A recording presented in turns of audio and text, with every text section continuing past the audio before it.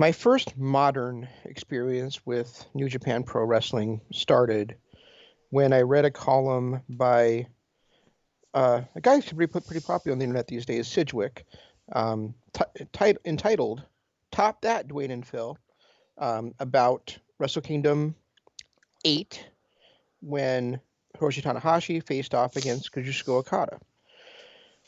But it's about a year after that when I really started getting hooked on it, because that was the first time ever that New Japan Pro Wrestling broadcast Wrestle Kingdom on U.S. pay-per-view. And, the big matches on that card that really, turned heads, other than, of course, Tanahashi versus Okada again, was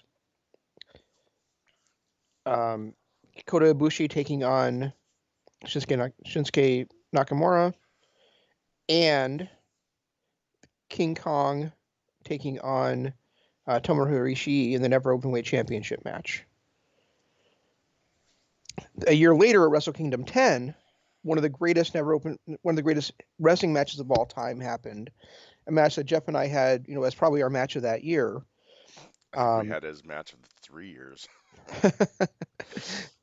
As Tomohiro Ishii was again in the spotlight, this time against Katsuyori Shibata, who became my favorite wrestler until he hit a nasty headbutt and knocked himself out of a career as a pro wrestler.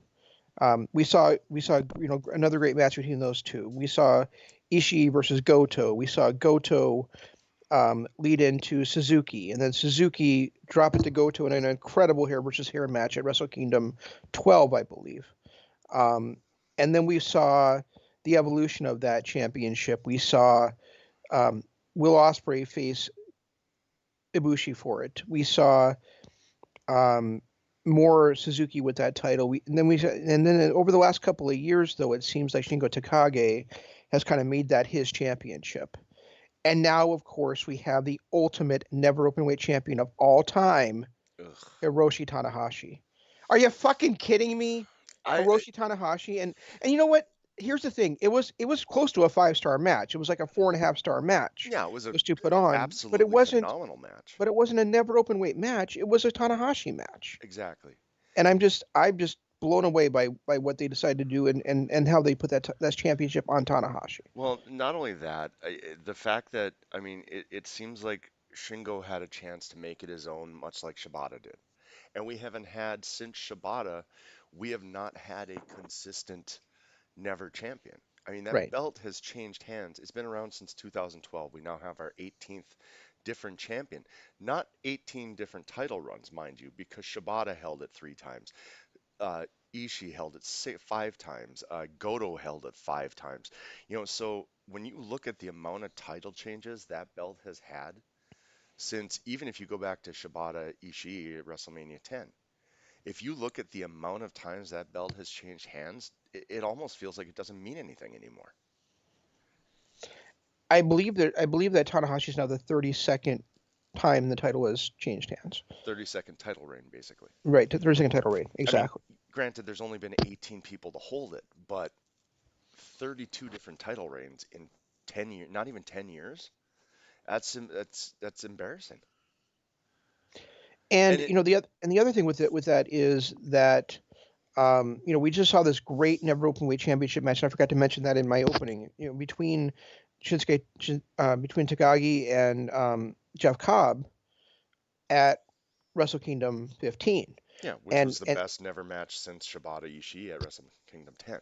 Exactly, and it felt like a perfect time to have a rematch between those two coming up and maybe Castle Attack, but now that's not going to happen because Tanahashi's the champ, and not only is he the champ, but we've already got a challenger lined up in the Great Okan. Ugh,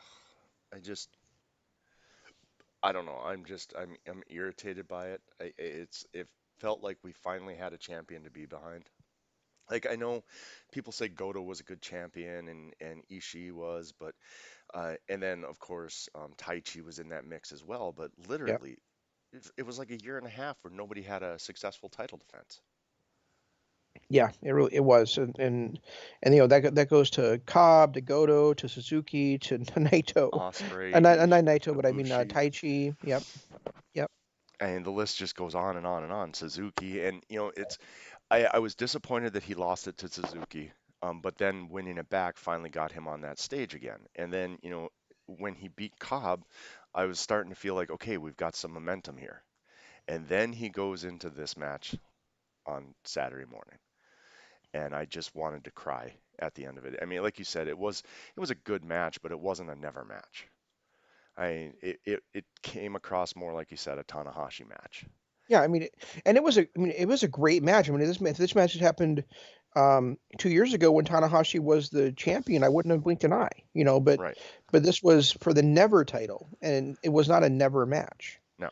And there's not and if they're moving away from that direction of the never title because of it now is kind of the default second championship being that the double gold is together. I can understand that, but if that's what they're doing, then why is the Great O'Khan challenging for it? It doesn't really feel like. And to me, I don't know. I mean, it was kind of a nice touch for Tanahashi to now be a Grand Slam champion of the Japanese titles in the promotion. The only title he hasn't held now is the U.S. title. But at the Right. same time, it's just it was not the kind of match that you expect for the Never Championship, and you're not going to get the kind of Never Championship match you expect as long as Tanahashi is holding that title. Exactly. And I mean, it was starting to become, and now I guess Ibushi has said that he wants to combine the two belts, the Yes, and Intercontinental Sonata said he didn't know if he wants to do that if he wins the title.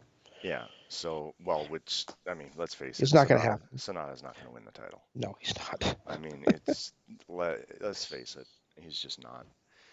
But yeah, I don't know. It ever since Goto won his first belt, his first time, I have not felt like the Never title has meant anything. Since then, I mean, granted, it did kind of launch Tai Chi and made Tai Chi into the wrestler you know that he is now, which is a whole hell of a lot better than he was before he held the belt. Hmm. But other than that, has it really launched anybody's career? Has it done what it did, what it was meant to be? It was Well, meant. you just said Shingo, right? I mean, it didn't launch his I don't career. It think didn't it launch his launched. career. Yeah, I mean, but but he it brought kind of did in legitimacy to it. NJPW though. Yeah, he brought legitimacy to it, Yeah. which is the first time I felt like that belt's been legitimate since 2014. Um, And actually, it was kind of and actually, if you really think about it, it was although he's had a long career, and you could argue he was already one of the best wrestlers. Well, you can't argue it. He definitely already was one of the best wrestlers on the planet. Winning that Never title, it really was the start of the rise to where he is right now with Kota Ibushi as well. yeah, He won that Never championship, and then he had that great series against Naito for the Intercontinental Championship. He won the G1 2 years in a row, and now he's finally the double gold champion as he's become God. ugh, that's the one thing I despise about this title reign. I mean, I get where the premise came from, but the fact that it is constantly in every single one of his matches, it just drives me insane. It doesn't me because I'm not a religious person anyway. So Oh, I'm not. to I'm me, not either. I'm not either. It's just it's just the overuse of it. Like, and it's a heel type tactic. It's not the golden boy face type, tactic that Ibushi is supposed to have. That's a heel tactic. So I don't know. And then of course I hate when he goes to his dark place and it doesn't actually do anything for his matches and just yeah, you need to relax. It's okay.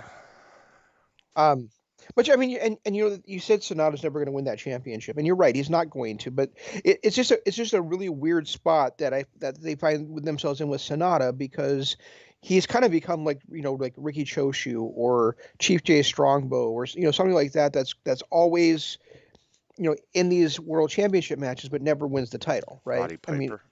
yeah, I mean, he's had like I think this will be his 10th shot at the. If I'm not, it could be less, but I think it's around his 10th shot at the IWGP Heavyweight Championship, and he's not going to win it.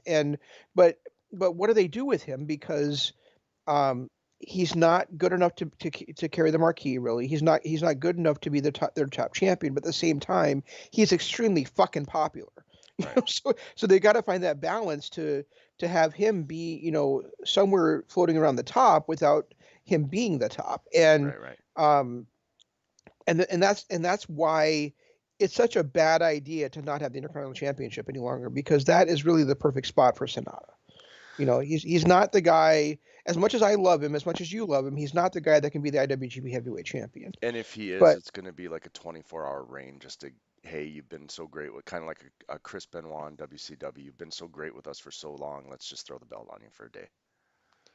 yeah, or like a month, like Evil had it, something like Right. that.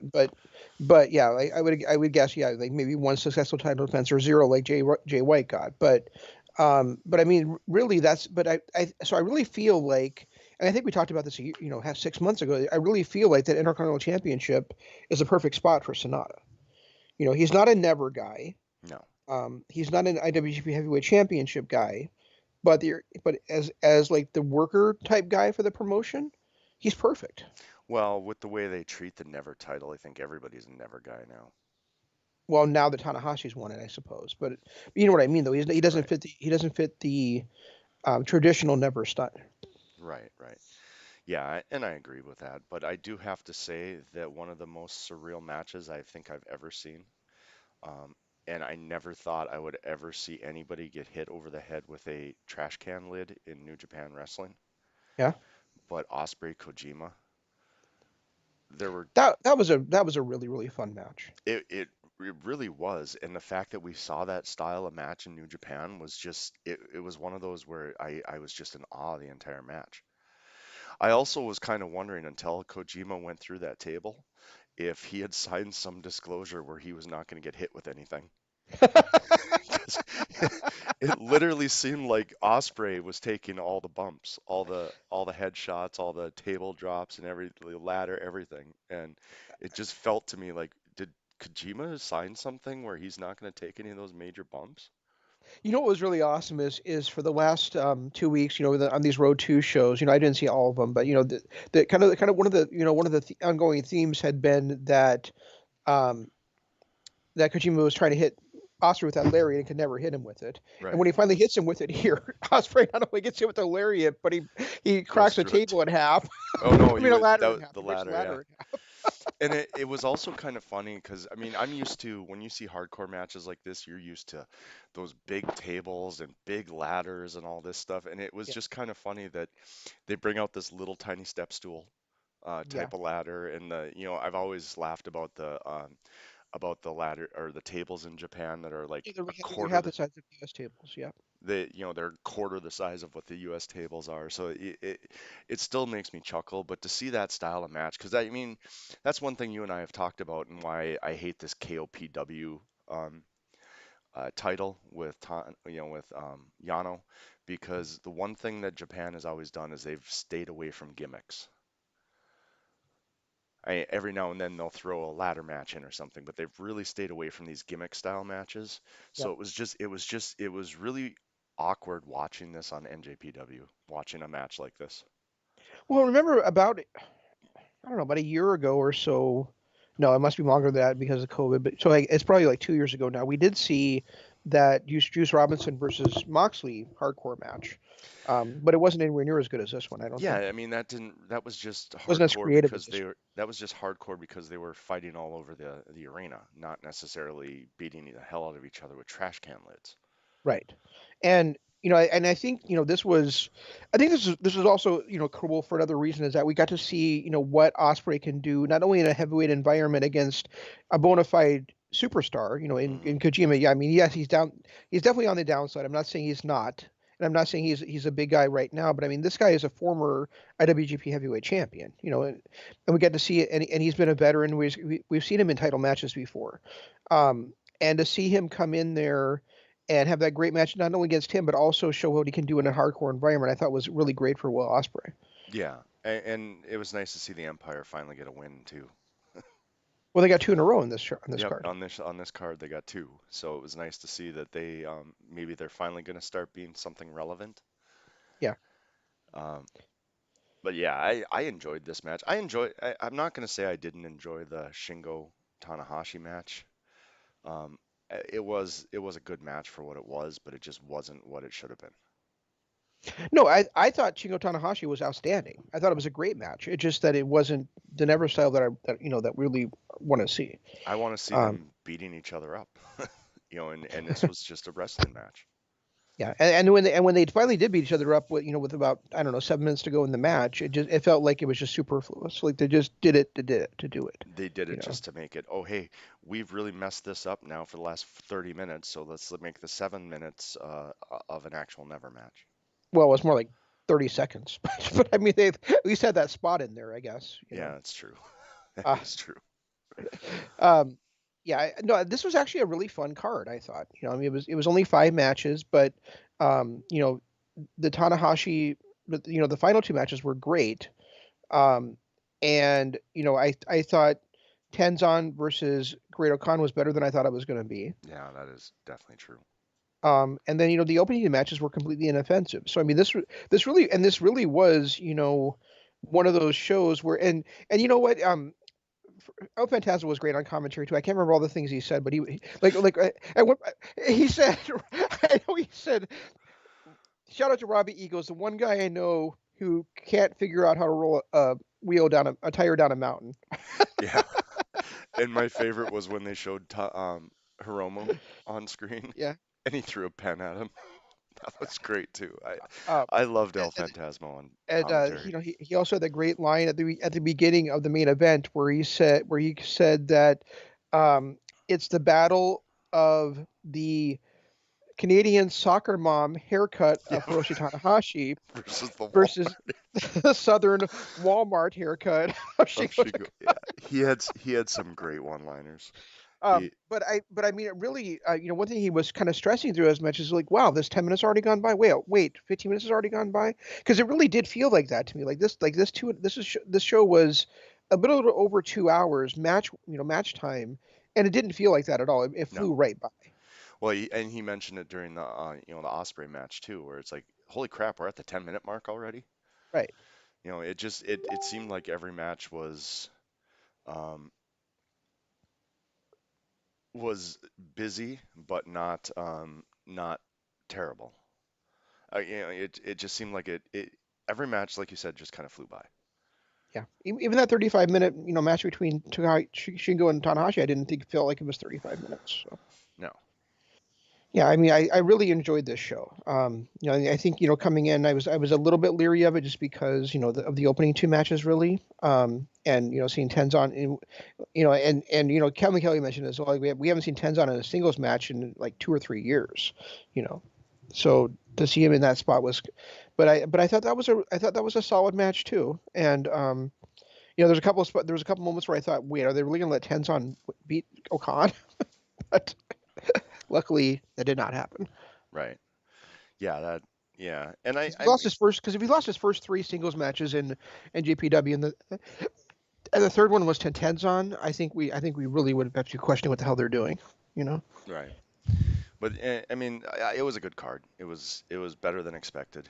Um, but yeah, I mean, we talked about it. The Never title is just annoying. Yeah. And now we have 10 days until the next um, big event for New Japan. And the next one is the tag titles is the main event, right? I thought the junior title was the main event. Okay. I know that they're I think tag titles are on the same card possibly, but I thought the junior championship was the main event between Sho and Takahashi. which will be a fun match. Yeah, I can't imagine that Takahashi would be on that card and not be the main event when the double gold isn't on the line. Okay. Yeah. Yeah. Yeah, probably. Um, in WWE news, and we're gonna preview the Royal Rumble here in a little bit. I'm trying to push things along because I know you got a hard stop at around 11ish. But um, this week, the WWE Network sold the rights to their own network to allow the streaming service to be on the Peacock Network, which does kind of make sense. USA is owned by NBC Universal, so you know, heading over there. But I don't know if you saw the details of this, but it's a 5-year streaming contract, and the contract is worth $1 billion NBC paid to Vince. Wow. for a 5-year contract.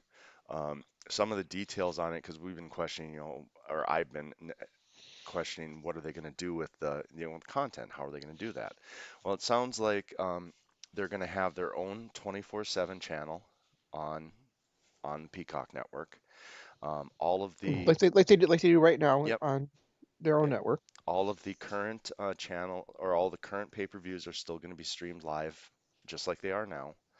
Um, the SmackDown and Raw, or SmackDown and, or I'm sorry, Raw and NXT are going to be available almost immediately, because they're owned by NBC already with the USA Network. So like on the WWE Network now, you have to wait a month because of you know USA wants their money's worth. Well, they're getting their money's worth because it's going to be on the same network, same parent company. Well, that might be Fox, true for Raw. I can't imagine SmackDown's going to be the nope. same. Yep, SmackDown is going to be different because that's owned by Fox. Yeah. So that's not gonna appear until after the airings are done on the Fox network. So, that'll probably stay on its month-long cycle like it is currently on the WWE network, but it sounds like Raw and NXT are going to be almost immediate. They are moving over 17,000 hours of content. And what they said about this 17 hours of content, this is where it kind of gets me because I don't know how they're doing this. But they're moving over the original series like Stone Cold's podcast and the Undertaker's Last Ride thing and all these original Those are series. actually already on there right now. Oh, are they? Okay, yeah, Yeah. those were coming over. But what they're doing is, according to the press release, they're going to be showing older shows back to the ECW, WCW era. And that kind of leads me, down a little rabbit. Oh, and then they're going to do one annual documentary. I saw that. So that that kind of leads me a little bit down a rabbit hole here. What are they doing with the 80s content? Because WCW started what, 91? I think that they were. I mean, the article that I read didn't address any of that stuff, but it said like WCW and ECW. So I think we're gonna have to wait until day one of the transition or until there's more news to really figure that out. Like, are they are they moving like the entire thing just transitioning March 18th, right? They're going to be available on Peacock because um, if that's the case, it's completely seamless to WWE Network subscribers. Right. Other than you're probably going to not have your continue watching, or your watch list is probably going to transfer over for you. Maybe you'll have to sign up for you'll probably have to sign up for Peacock unless there's an automatic sign in for you there. But yeah, I mean you're right. If they don't have like the AWA stuff on there anymore, or Midwest. Yep. USWA or Midwest or NWA, then yeah, that's gonna be a big detriment to to folks that are watching that stuff regularly. I mean, I think it will still be added eventually onto there. I guess the question is how much will be there day one is really to me is the biggest thing, because I don't think that they're going to just deprive people of that. And they even read the idea here is to get more subscribers, not less. You know. Right, and that, I mean, because right now the WWE Network only has like a million some subscribers, and Peacock Network has like 5 million. So it's a smart business move. I mean, you're getting $1 billion, plus you're opening your product to 4 million more households. Well, and let's also just make sure that we're a little bit more clear on this. WWE Network is not going away. It's only going in the way away in the United States. Yeah, it's going to be, this is just a US only move. Right. Um, everybody else in the United Kingdom, everything is still going to have the WWE Network. It's just, in the US here, it's going to be closing shop and moving to the Peacock Network. And that's another way and that's another thing that leads me to believe that they're not going to change what's on the network, because can you imagine the outcry from US fans if people in Europe and Asia and Canada Can watch get the Four Horsemen yeah back in their can heyday, but we can't. yeah Yeah, yeah. yeah, and I mean, but the way that the article was Oh, written, speaking of that, did WrestleMania 24 ever get batted back on? I don't know. Oh, I haven't actually okay, checked. I've been kind of because I of the uncertainty. I've been watching a lot of '80s wrestling on there lately. gotcha. Because I don't know what's going to be there. So I'm kind of going back to, some of the Survivor Series, the old school Survivor Series where you actually had Survivor matches every match, and the first couple of Royal Rumbles and everything. Um, but because with all the uncertainty of what's going to be there March 18th. But it was just the way that the article was written that made me kind of take notice because it wasn't back to the NWA. It was back to WCW and ECW. And that's where I kind of perked up because ECW really started, what, 93? Right. Um, WCW changed from NWA in 90 or 91, one of those two. And that just leads to like what's going to happen with all that 80s wrestling, Yeah. which for somebody like me, all that 80s wrestling is the selling point. Yeah. I mean, I guess you'd probably, I guess you'd really would have to, go. You'd really have to ask WWE for sure about that. Yeah, Um, and the thing here is that assuming nothing is changing, which I'm going to assume until we're told otherwise, because I'm thinking they're probably just saying ECW, WCW just to just because they're like probably the two most high profile things that are on there.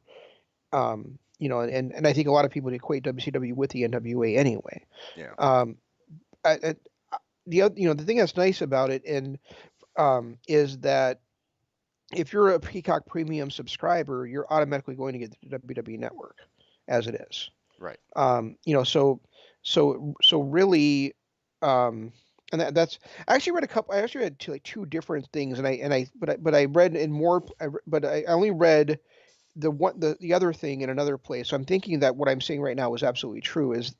Is that if you're subscribed to the 4.99 or the 9.99, either version of Peacock, you're going to get the WWE Network as part of that. Okay. Which means that if you just subscribe to the 4.99 one, you're actually saving more than half of what you're paying right now as a WWE Network subscriber. Right. 4.99 versus 9.99. Right, right. Um, yeah, but maybe they'll do like a tiered thing where 4.99 you get this much of the WWE network, but if you jump up to the premium, you get all of it or something. Yeah. Well, and yeah, that's possible, and then and tiers have been talked about, for WWE Network, but it's never happened yet. Yeah. Well, it's going to be interesting to see what happens. I mean, I really kind of want to. I can't wait.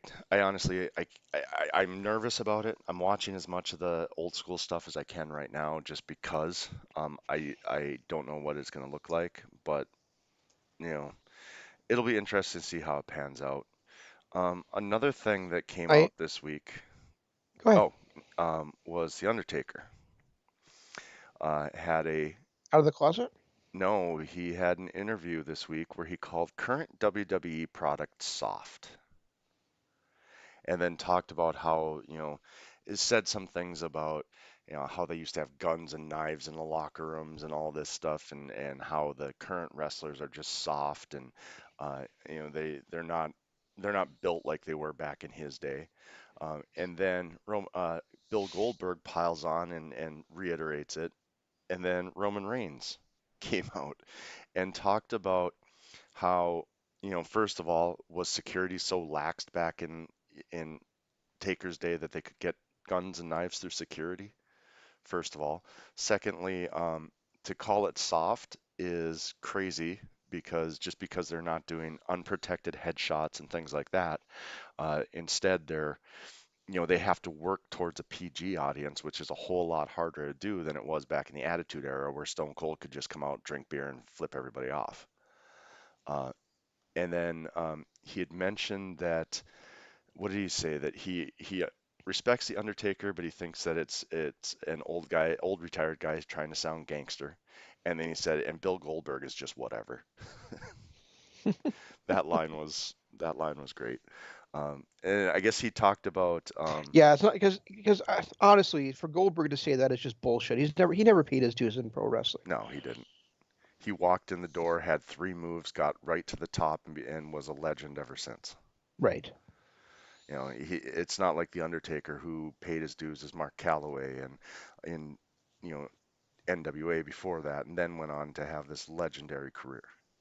I mean, I kind of agree somewhat with him that the wrestlers are soft, but I don't know how you can call them soft when you look at the fact that a lariat used to be a finishing move and now it's a transitional move, or a drop kick, used to be a finishing move and now it's something that's like the second move that they do in a match. Yeah, and there's so many of these guys, do these moves where they're landing on their head and their neck all the time on the outs, yeah, on the outside even, Right. or or they're on the ring apron, and Taker never had to deal with that. No, never. And yeah, okay, granted they had some headshots. They maybe took some dangerous chair shots that they probably shouldn't have. Um, but I'm glad that that's not a part of wrestling anymore.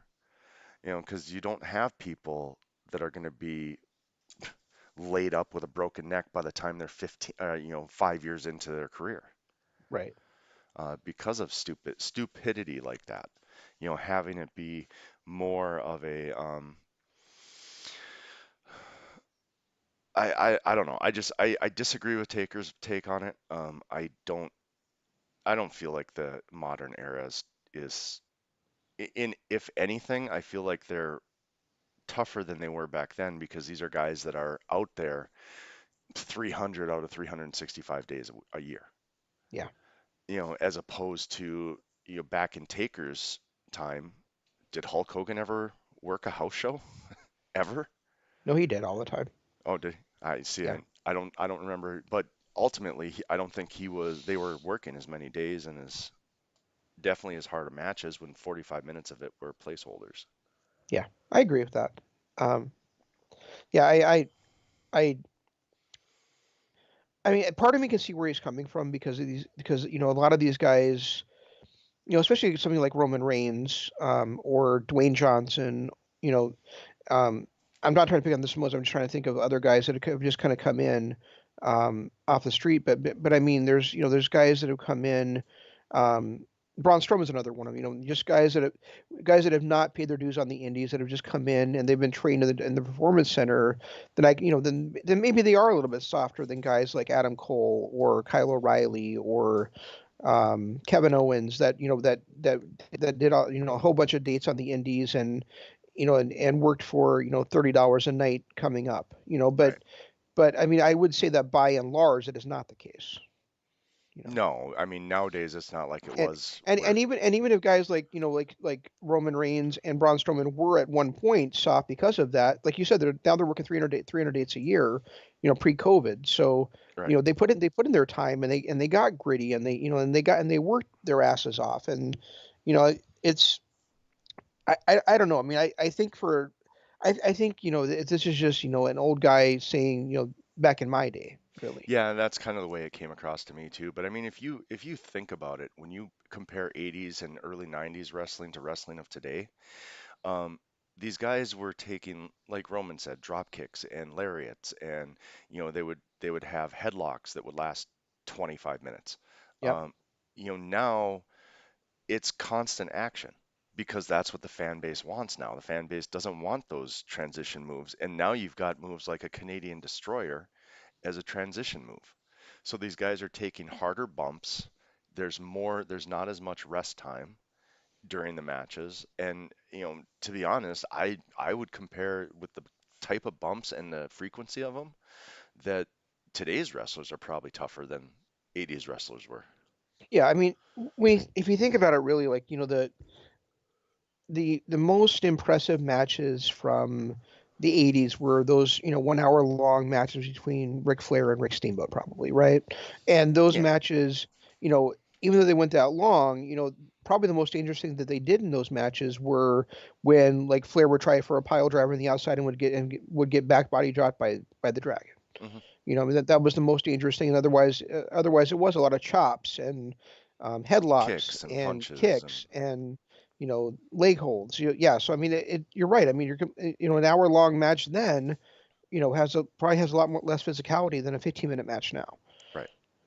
And like I mean, all the moves off the top, the moves on the outside, the moves on the ring apron, just the like a power bomb is a transition move now, where a power bomb used to be. I mean, even Taker when he came back with his um, motorcycle gimmick, his finisher was a power bomb. Now a power Hmm. bomb is basically off the top rope and it's used as a transition move.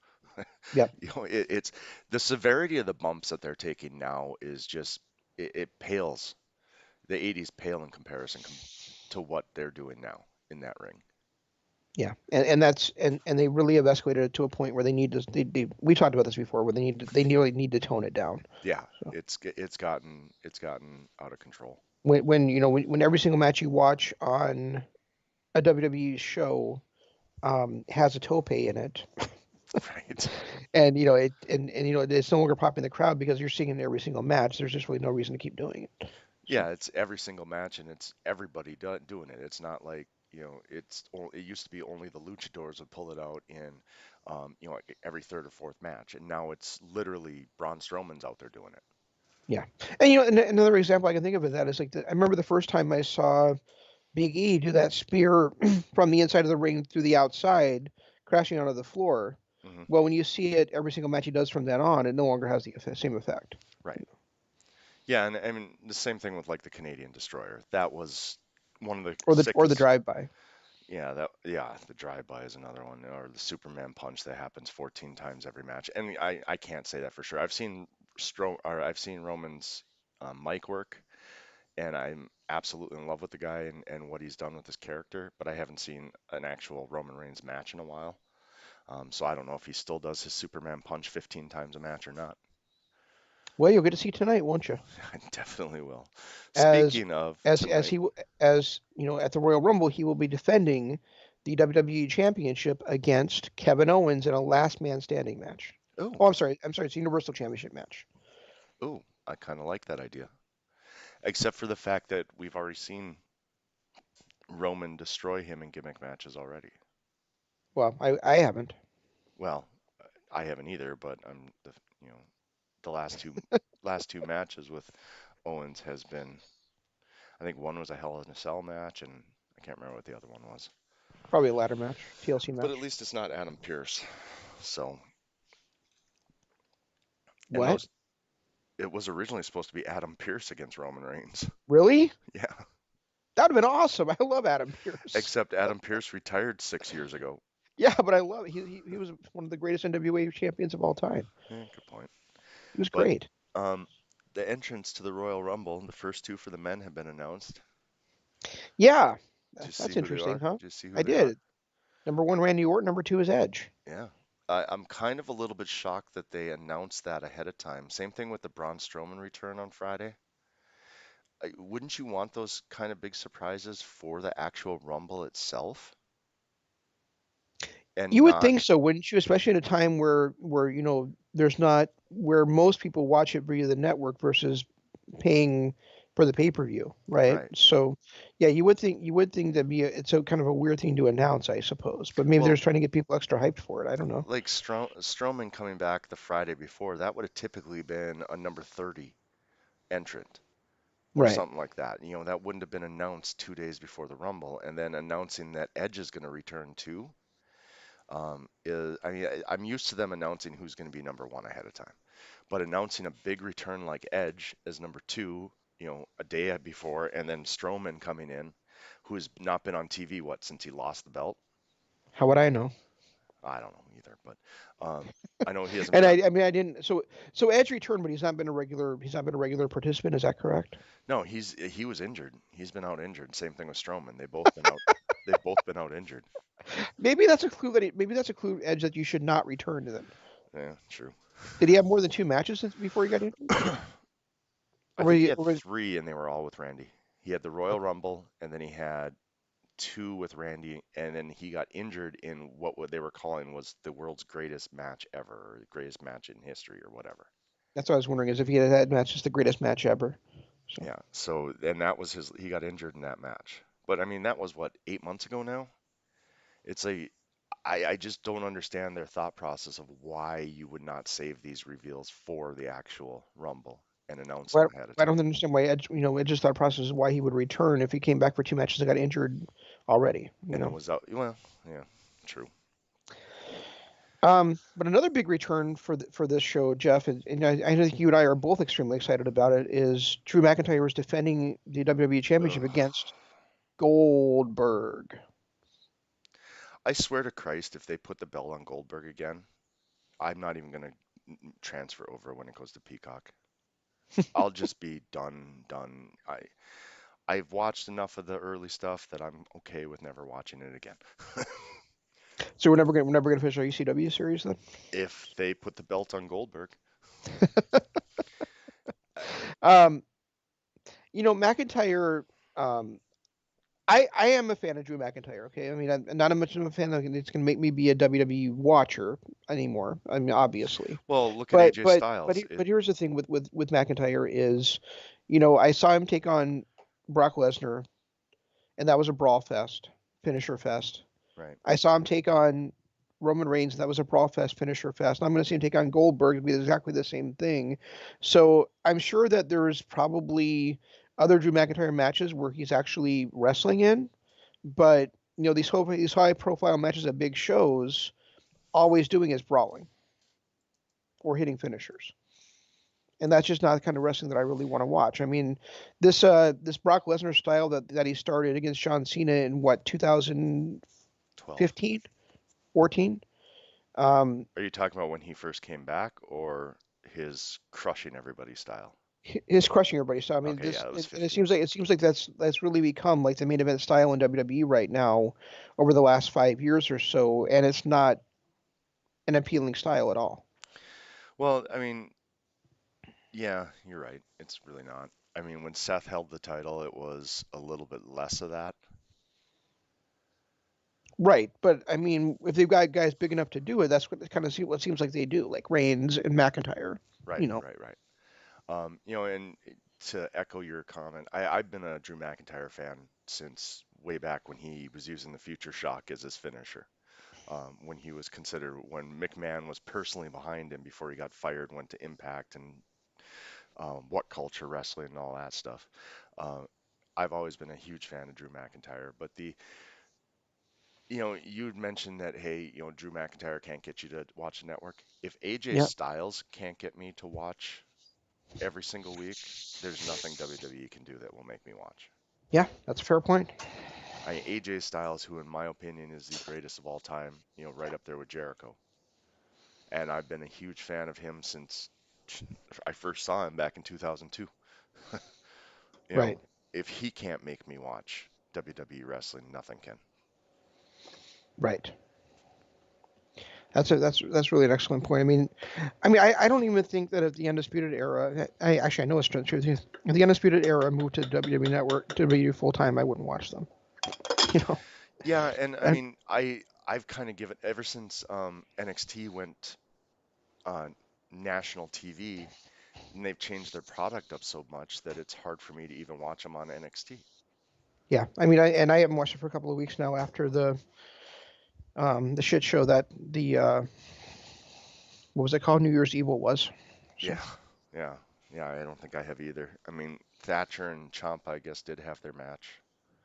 yeah, and I'll probably watch that at some point, but it's still how do you like renew those hostilities, I guess, Right. I don't know. I don't, and like, not to knock anybody that does love WWE, good for you. It's just not my style of wrestling. It just, I don't like, it's not my style of storytelling. It's not my style of wrestling. I'm just not a huge fan of the product that's out there. And I hate to say it, but since AEW has been um, kind of Americanizing their product, I'm starting to feel the same way about them. They still put on great matches every week. They still have some good storylines and some great talent, but they're not what they said they were going to be. Or at least what we assumed they were going to be. True. I um They just yeah, really didn't do anything to change the world. That's all I'm gonna say. no, they did not. And so you might be wondering, like, if you guys are so down on WWE, why are you previewing the Royal Rumble? Well, because It's the only. it's I've talked about this before, and we're But basically, this is my favorite and least favorite day of the year every year Right. for the last 13 years after since my brother passed away, because not only is it right around the time, right around the day that he passed away, but also it was a show that we got together every year to watch. So I will be watching tonight, for the first time in I think 4 years maybe now. I won't be at Jeff's house to watch it with him Yeah. just because of events, but I think we're going to try to do like a live um, watch along with it. I Yeah, think so. So that's my goal. That's my okay. goal is to do that. It all depends on when the toddler goes home, Yeah, goes back to his mom's. But that is my plan. And it's probably the only WWE pay-per-view that I get excited for every year. Just because I mean, people talk about WrestleMania, but to me, the Royal Rumble is what shapes the rest of the year. it is, and it's been more enjoyable for me the last few years, Jeff, when we've been watching it together, because I haven't been paying attention to the rumors, and so I really have no idea going in, like I did for so many years, like who was favored to win. Yeah, You know, there's that so too. I mean, so I'm an avid What Culture watcher. I love Simon Miller's ups and downs, so I watch those, every day, mhm. and things like that. But so I kind of have a little bit of a inkling of the way they're going, and who should be the ones winning the matches. But ultimately, I'm with you too. I haven't watched the weekly episodes, so I don't know who's really on fire and who's supposedly the big bad for the men's Royal Rumble. Well, the funny thing is that watching weekly WWE programming, you're not going to get that kind of feeling anyway, because they could just change it up at any time to go with the old stars. So That's a good for point. us for WrestleMania. So That's a good point. And I think um, that's probably what started souring me on WWE TV was the fact that they kept pushing the old stars and holding down the new stars. You had to be something special to break through, like a Seth Rollins type of talent to break through that whole, I don't want to say glass ceiling, but to not be a butt of a joke when they decide to run out a legend. yep. Um, Other matches on this show we haven't touched on are Sasha Banks is going to be defending the SmackDown Women's title against Carmella, which I don't know. That seems odd. That seems odd. That seems like a really weird contrast of styles to me. Yeah. Carmella was a joke when we used to watch it. She might be different now. And then we've got Asuka and Charlotte Flair are the tag team champions apparently, and they're being challenged by the former champs Nia Jax and my gal Shayna Baszler. Hmm. How far Shayna's star has fallen. Well, yes and no, because she also was a champion for most of the year in the actual WWE proper, which it's hard to really say that she didn't have a good year when that was the case. You know. Ever since she got eliminated by Charlotte Flair at last year's Rumble, her star has fallen. Well, I mean, you can say that, but and again, I'm not watching it, so I don't know for sure. But I mean, she did she did wrestle Becky for the women's championship at WrestleMania also. Right. She did have the run with Nia Jax as the women's tag team champions, and she had a outstanding performance at Survivor Series. So, Yeah, fair enough. so I mean, she might have, again, I wasn't watching on a week to week basis, and I'm not saying that she's been the dominant force that she was on NXT, but I wouldn't say that her star has fallen dramatically. Yeah, that's true. So, That's true. I just remember how dominant she was in NXT, and it just hasn't. But then again, like you said, we don't watch it weekly, so I could be completely off base with this. and and it's been the same for the last 4 years, really, in women's wrestling in the WWE proper. If your name isn't Bailey, Sasha, Charlotte, or Becky, If you're not one of the four horsewomen, basically. yep, you're not going to get to the upper echelon. Um, and then we got the Royal Rumble match itself, which it's going to have surprises in there, but of course has people in there like Dominic Mysterio. Which everything I hear about, I haven't personally watched Dominic, but he's only 5 matches into his wrestling career, not Hmm. W wrestling career. And everything I'm hearing about him is he's a future star. Awesome. So, and when you and I, when we think about Dominic, we remember that kid from back in what, 2004 when Eddie, right after Eddie had died. Hmm. So to see him be in the ring and performing as well as he is just a great feeling all around. Yeah, I guess. Wow, that was 16 years ago, 17 years ago, Yeah, almost, it was a wasn't it? long time ago. Yeah. Um. Anyway, so I mean, it's I'm not looking forward to the Goldberg match, but I mean, the rest of the stuff looks like it should be pretty good. Yeah, So. especially now that it's no longer Adam Pearce, that it's Kevin Owens. Because when I was hearing Adam Pearce being the fact that he hasn't been a full-time wrestler, and I looked at both title matches going, ugh, really? We have to trot out Goldberg again, and then we're going to put another retired wrestler in against Roman. So I'm glad that they swapped that out. Well, I understand where you're coming from with that, but at the same time, even if Adam Pearce is a retired wrestler, he's not. He's still a fresh face to the WWE fans. I mean, Yes and no. I mean, he's the there's a very small percentage of WWE fans that knows that Adam Pearce was a a great professional wrestler wrestler previously, and that he was an NWA World Champion. and that he was a great wrestler. Yeah. Um, yeah, that's true. I mean, he's been an authority figure on SmackDown for the last, I don't know, 6, 7 months, I think. Okay. Um, but you're right. Nobody realizes there's a lot of people that since he retired in 2014, there's a lot of people that have no clue how great he was. Exactly. And I think that's all I have. Peter Avalon back to his pretty Peter Avalon gimmick. Got rid of the librarian gimmick, so I'm happy about that. Yeah, I didn't watch AEW at all this week, so. Well, Um. he's been back for the last couple weeks. Remember, he got Yeah, I know. trounced Well, I last know. week, I know he faced Cody like 2 weeks ago. So but he's back to his gimmick, his good. pretty Peter Avalon gimmick, which I think suits him so much better than that librarian. That was one thing I was always upset about was that they went with that librarian gimmick for him. Yeah, I think that was just meant to be a joke the whole time.